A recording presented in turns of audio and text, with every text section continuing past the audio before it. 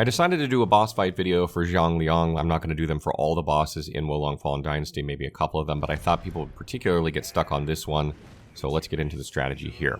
So the primary strategy was Zhang Liang, which is similar to other bosses in the game, though I feel like he's probably a bit tankier than a lot of the other ones you'll fight, is that you're going to want to deplete his spirit gauge and then do fatal strikes.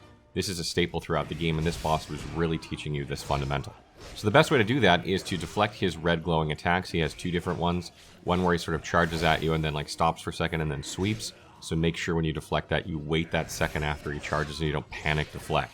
The other one he tends to do while you're up on top of him, which he kind of like grabs his hammer and he like swings it from the ground up at you. And again, this has a bit more of a delay than you would think. So if you panic deflect, you're going to get hit by that attack. So make sure you wait a split second before deflecting.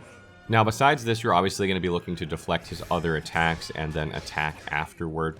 Be careful when you attack afterward not to be too aggressive, because sometimes you can get locked into an animation and he'll do one of his red attacks and you'll not be able to get, deflected in time and it'll hit you. So only attack like once or twice afterward and then get ready to deflect immediately. And you should be playing defensively in Phase 1. This is also the case with Phase 2. But you should be playing defensively here, just waiting for those red attacks to happen, punishing those red attacks, and just trying to stay alive and deal a little damage here and there where you can, while deflecting his regular attacks. So Phase 2 is a little bit more complicated, and his attacks are different, so you have to learn the timing on how to read them. But generally the strategy is similar. You want to try and stay in front of him, about close to mid-range. You don't want to be very far away from him.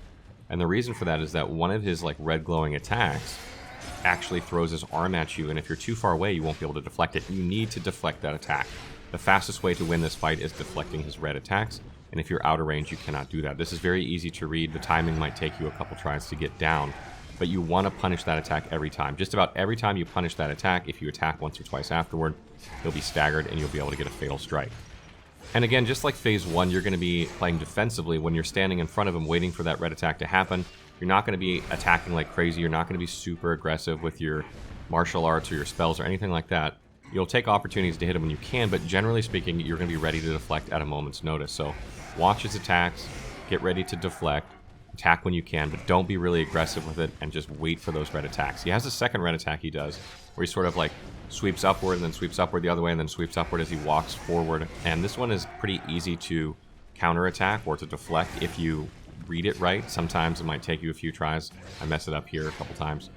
But that one is also a good one. It's not as good as the other one in terms of the spirit buildup you get, because you actually like break his arm in that one and it reduces the size of his spirit gauge significantly.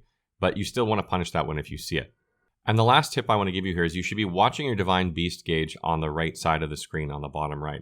You'll notice throughout this fight in the Phase 2 that it starts building up.